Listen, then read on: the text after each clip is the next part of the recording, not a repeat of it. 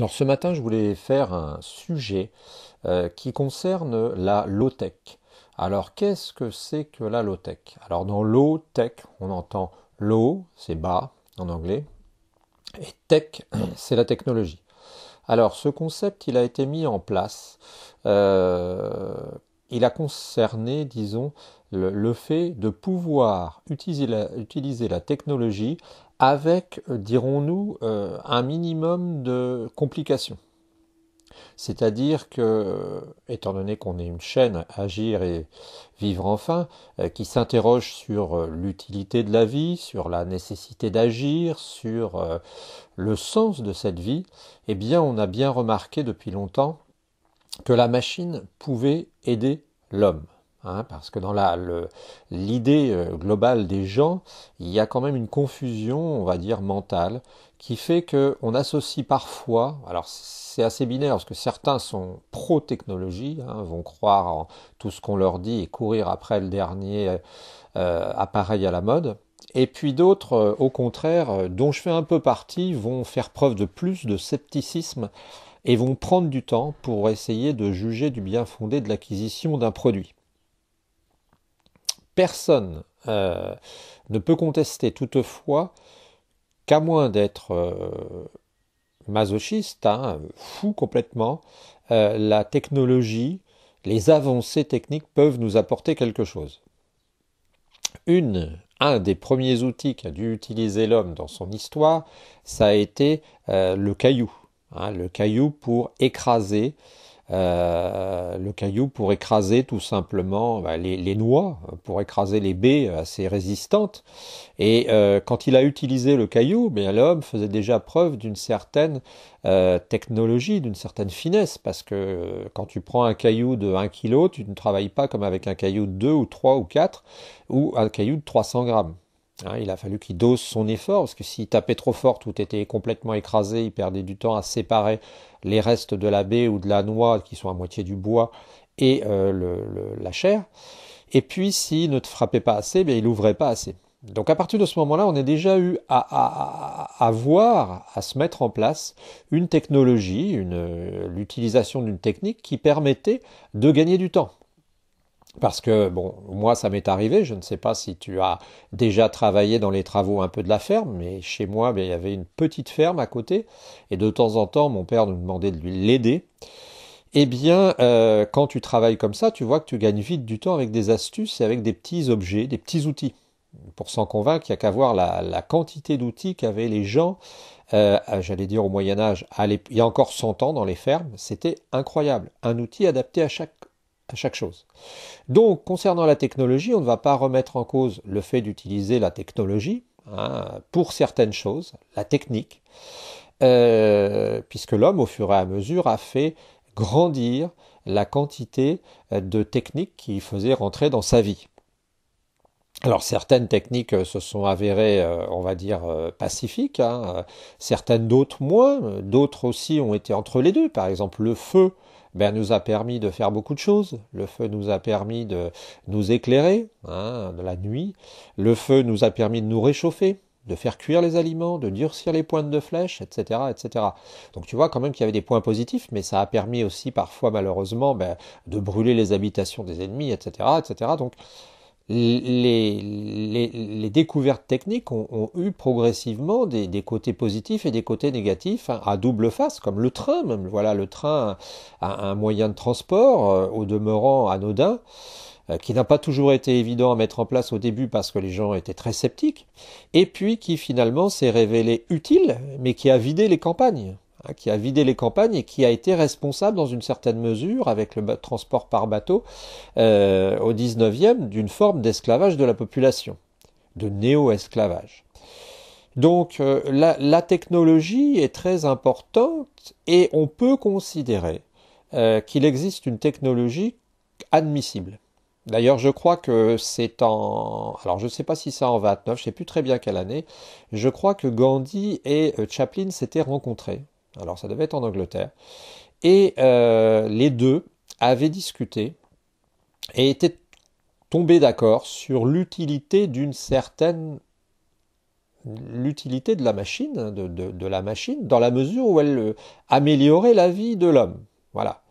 Donc maintenant, tout serait bien si on n'en était pas à un moment où finalement la technologie, la machine est devenue aussi potentiellement l'ennemi de l'homme, hein. On sait très bien, on connaît bien tout ça.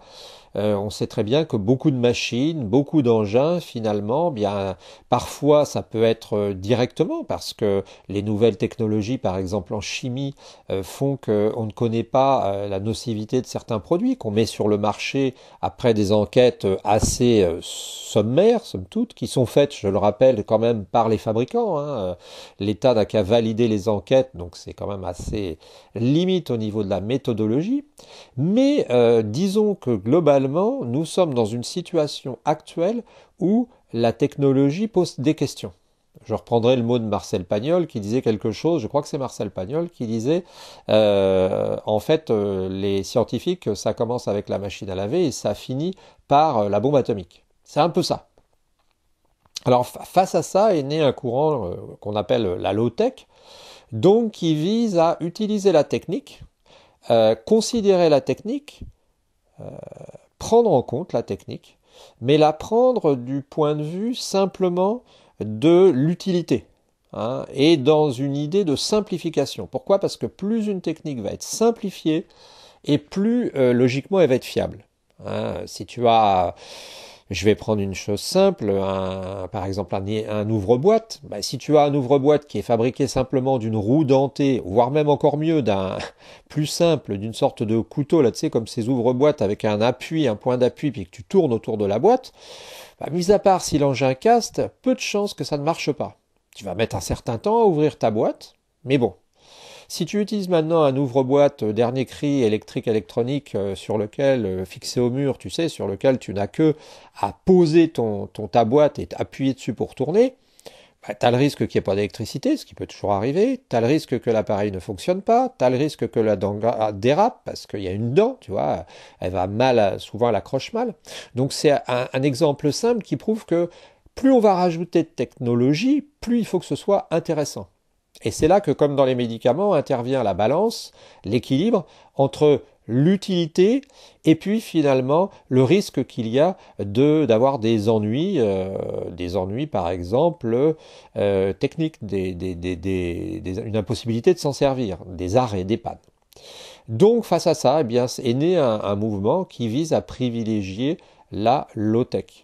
C'est très intéressant comme manière de fonctionner parce que ça veut dire que certaines personnes se sont rendues compte quand même, tout en accordant à la technique et à la technologie une utilité, qu'on pouvait toutefois essayer de mettre des garde-fous. Alors, ça a été fait un petit peu aussi avec des gens comme Renault. Alors je ne sais pas où ils en sont parce que la Logan, est-ce qu'elle gagne de l'argent ou pas? Une fois on nous dit que c'est un miracle, une fois on nous dit que ça coûte de l'argent. Tu sais, vous savez, c'est le problème des journalistes, hein. Comme ils sont souvent peu informés du milieu dans lequel ils travaillent, bah, ils passent d'un extrême à l'autre, hein. C'est-à-dire que c'est l'effet ils veulent vendre du papier. Donc comme ils sont assez souvent ignorants, eh bien, il balance des idées comme ça, et puis on ne sait jamais trop si c'est vrai ou pas, il faudrait voir les statistiques. Quoi qu'il en soit, l'histoire de la Logan, qui marchait pas mal à un moment, est un exemple très intéressant. L'histoire de la Logan, c'est que Renault s'est rendu compte que finalement, il existait des recettes qui gagnaient. C'est-à-dire que dans tous ces matériels qu'il avait fabriqués, hein, le constructeur s'est rendu compte qu'il y avait des modèles, des systèmes, des embrayages, des moteurs qui fonctionnaient très bien et qui pouvaient rendre service et qui étaient très fiables. Par exemple, si tu prends ma voiture, j'ai un 1,9 TDI. Alors c'est du diesel, désolé, mais c'est un des moteurs les plus, on va dire, solides du marché. Hein, c'est le moteur dont on dit sur certaines voitures qu'il est capable de lâcher, qu'il lâchera après tous les autres organes.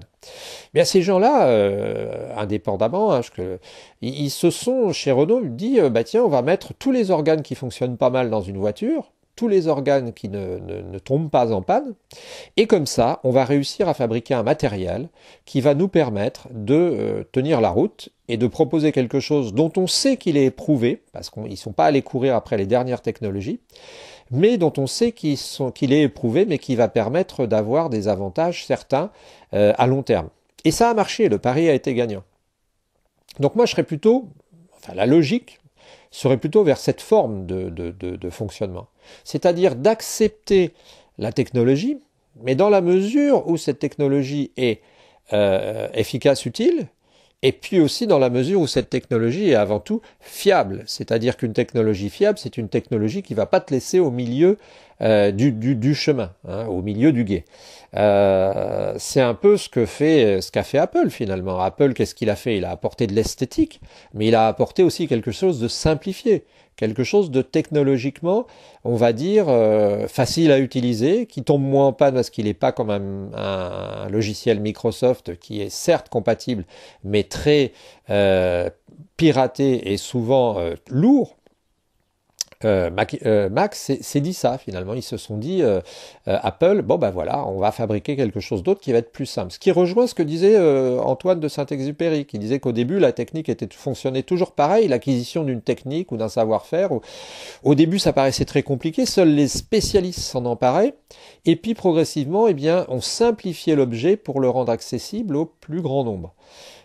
Donc tu vois que là, je voulais parler de cette notion de low-tech parce que il y a des pistes, à mon avis, il y a des pistes pour faire des produits, pour réfléchir à des produits que je qualifierais d'intemporels, d'éternels, qui pourraient remplir des fonctions très simples et qu'on pourrait sortir à des prix vraiment très intéressants. Le problème qu'il y a actuellement, c'est que nous sommes, bien entendu, dans une sorte, et on le voit avec les voitures, on le voit même avec les machines à laver, avec les télévisions. Je ne nie pas l'utilité d'avoir évolué. Hein. Quand je pense en ce moment à l'exemple de la télévision. Il faut reconnaître que la qualité des télévisions que nous avons actuellement n'a rien à voir avec la qualité des télévisions que nous avions il y a encore 30 ans. Je me rappelle le moment où mon beau-frère m'a dit clairement, tu sais Jean-François, un jour, dans 10 ans, il n'y aura plus un écran cathodique. Et je l'ai regardé parce que c'est quelqu'un qui travaille dans les usines, donc qui a l'occasion de... Enfin, il travaille pas dans l'usine, mais disons il est contrôleur dans une usine. Et je l'ai regardé avec un air très étonné, parce qu'à cette époque-là, c'était le règne absolu des écrans cathodiques, et il n'y avait pas d'écran plat. Hein. Et bien, c'est arrivé. Et il faut reconnaître, que ce soit pour l'encombrement, que ce soit même pour l'écologie, parce qu'on a sans doute besoin de moins de matériel, hein, il faudrait faire le bilan, je ne sais pas, peut-être qu'il y a des surprises, et bien que aussi pour la qualité, pour le prix, parce on a réussi à faire des produits à très bas prix. J'ai vu une télévision de taille respectable à 100 euros l'autre jour. Qu'est-ce que tu peux faire pour 100 euros, t'imagines? Eh bien, à ces prix-là, on a fabriqué quelque chose d'extraordinaire.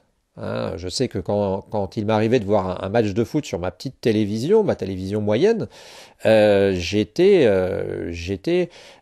gêné parce qu'elle était toute petite. Elle faisait en gros la taille d'un baril de lessive, pas plus grosse. Je ne regardais pas la télévision, je la regarde pas vraiment, pas beaucoup, voire pas du tout. Et puis, progressivement, bien, sont apparues les télévisions, les plus grandes, et on s'aperçoit que la qualité est très impressionnante. Donc, ce que je veux dire simplement par ça, c'est que la technologie a le droit d'évoluer dans la mesure où elle va nous servir. Hein, je ne suis pas contre le fait d'avoir une grande télévision. Mais ce qui est bien, c'est quand la technologie, d'une part, devient abordable. Hein, alors ça, souvent, comme c'est de la haute technologie, ça n'est pas fait aux dépens des gens qui sont exploités, mais souvent, on a mis en place des procédés, des machines qui fonctionnent plus rapidement et qui font que les prix baissent. Parce que pour te donner un ordre d'idée, mon père, on est une famille moyenne, hein, normale, avait acheté une télévision dans l'ordre des à peu près 800 euros il y a quelques années, hein, quand il était encore vivant. Et à cette époque-là, sa télévision, elle avait une belle taille, hein, mais les catholiques avaient une taille limitée tout de même. Hein. Et il avait dit, bon bah forcément, moi je ne vais pas nécessairement au cinéma, bon donc c'est mon plaisir aussi d'avoir une belle télévision, je m'achète une belle télévision. Donc 800 euros, tu repères le chiffre, et bien maintenant j'ai une excellente télé à 200 euros. Donc ça veut dire que les prix ont baissé. Donc tout cela pour dire que nous devrions réfléchir à la technologie low-tech, nous devrions réfléchir à un mûrissement de la technologie qui ferait que nous pourrions posséder des objets, on va dire, fiables, propres, écologiquement, je veux dire, dont on pourrait changer les pièces. Hein. On vient vers ça. et qui nous permettrait d'avoir un confort et puis aussi même dans la tête le fait de se dire bah ça va pas coûter une fortune et puis c'est remplaçable, c'est possible de les changer facilement mais sans que ce soit tous les jours ou tous les ans ou tous les 2 ans. Hein. Donc je pense qu'il faut vraiment que nous réfléchissions à cette notion de technologie et puis comme on pourrait me dire, mais nous ne sommes pas les décideurs. Eh bien si, vous pouvez être aussi les décideurs, nous pouvons aussi être les décideurs en matière de choix. Hein, c'est-à-dire qu'on peut dire, nous aussi, ce qu'on désire, on peut manifester ce qu'on veut, et on peut essayer d'acheter les produits qui sont les plus correspondants à notre philosophie de la vie, hein, parce que nous devons absolument essayer d'être responsables.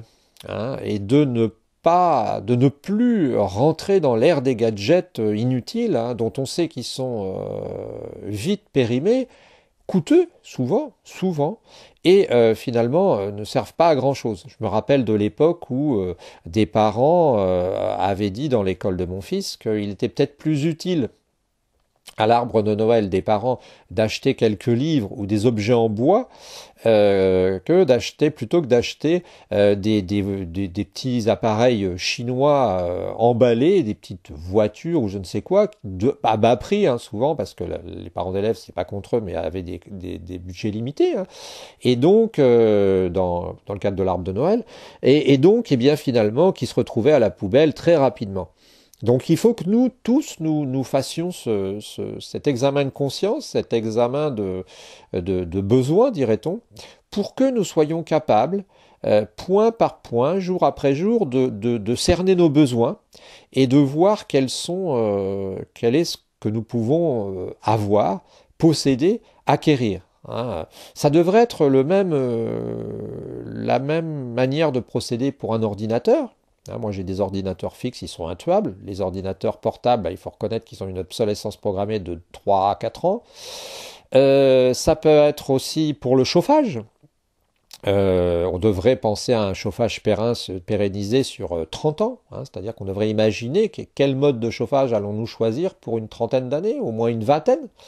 Or, souvent, tu vois des gens changer leur pompe à chaleur, et puis, alors ils étaient au fioul, hein, souvent, après ils prennent une pompe à chaleur, et après ils passent au gaz, tu vois, et tout ça on va dire, dans les 5 ans, 6 ans, hein, tu vois, ils sont au fioul, top, ils passent en pompe à chaleur, 3 4 ans plus tard, ils s'aperçoivent que c'est compliqué, la pompe à chaleur, si elle a été mal dimensionnée, et puis et puis après, bien, ils passent au gaz parce qu'ils s'aperçoivent que le gaz finalement c'est aussi une solution et puis que c'est pas si mal et puis voilà. Donc il faudrait peut-être un peu de logique et là l'État aurait pu aider aussi. Hein. Plutôt que de subventionner des chimères, il aurait peut-être pu aussi penser ça à long terme. Donc voilà une petite réflexion. Alors, on ne peut pas critiquer l'évolution technique, hein, mais il faut avoir un recul par rapport à cette évolution. Et le problème, bien souvent, par rapport à ce recul, c'est que nous n'avons pas le recul. Et pourquoi n'avons-nous pas le recul? C'est tout simplement parce que les choses vont très vite. Et tu sais très bien, malheureusement, que, eh bien, à la vitesse où on va, les produits sont testés pratiquement par le consommateur. Hein, c'est-à-dire que un produit est à peine arrivé sur le marché, qu'il est déjà dépassé et qu'on passe déjà à la suite. Donc, ce que je voulais dire, et pour avoir un propos qui va résumer les choses, c'est tout simplement que nous devons être conscients que la technologie peut nous apporter, mais que, eh bien, nous devrions favoriser les objets, bien entendu, qui demandent moins de ressources, hein, qui sont renouvelables et qui sont fiables. Surtout, j'insiste sur la notion de fiabilité. Hein, voilà. Alors, si tu partages ces réflexions, eh bien, tu peux nous aider. Tu peux aller sous la vidéo et puis cliquer sur les liens. Il y a un lien pour les newsletters et puis il y a aussi un lien pour nous financer, hein, pour nous aider, pour que nous puissions sortir et aller voyager, acheter du nouveau matériel. Tu peux aussi nous mettre des commentaires et puis tu peux, c'est très important pour nous, liker la vidéo et puis t'abonner. Voilà, je te souhaite une bonne journée avec une technologie simplifiée mais pas simpliste qui nous sert mais dont nous ne sommes pas les esclaves. Bonne journée.